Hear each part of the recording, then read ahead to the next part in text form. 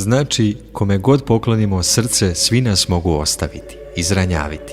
U našu čistu, božansku ljubav, duhovi zlobe ubacuju misli i gledaju da nas zarobe. Božanska ljubav je beskonačna, sveobuhvatna, a mi postajemo jednostrani, zarobljeni ne samo za živa bića, nego i za mrtvu stvar koja je bezvredna. Naše je srce zarobljeno za zemaljske stvari i ako ih neko otme, ono boluje.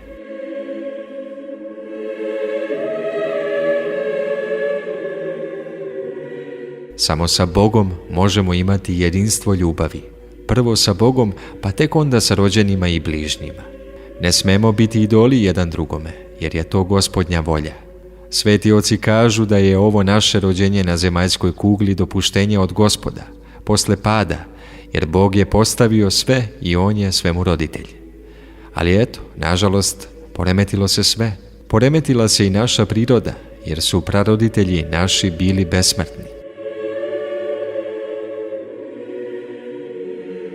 Čim je čovjek pao, došla je smrt. Poremetio se materijalni svet kosmosa, jer je Adam stvoren kao kruna stvaranja i gospodar celokupnog materijala. U svakoj jedinki je zastupljen ceo materijalni svet kosmosa i umne i misaone sile. Zato se kaže da je čovjek mali kosmos.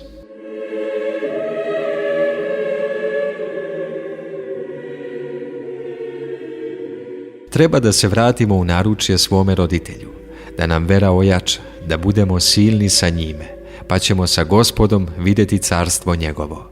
Počeo sam pričati o protestantima. Oni su oko 200.000 Indonežana preveli u hrišćanstvo. Svi ti ljudi su automatski uključeni u negativnu energiju. Kod njih se dešavaju velika čuda. Oni vaskrsavaju mrtve, pretvaraju vodu u vino, obavljaju operacije rukama, otvaraju i zatvaraju utrobe rukama.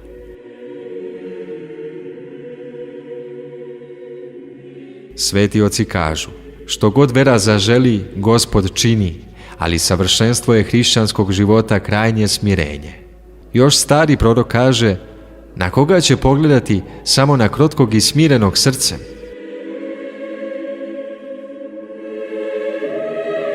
Smireni i krotki su naslednici Carstva nebeskog, pa vam svima želim da budete i vi sinovi svetlosti, pa da se zajednički nađemo pred Gospodom, da slavimo Gospoda kroz sva vremena večnosti.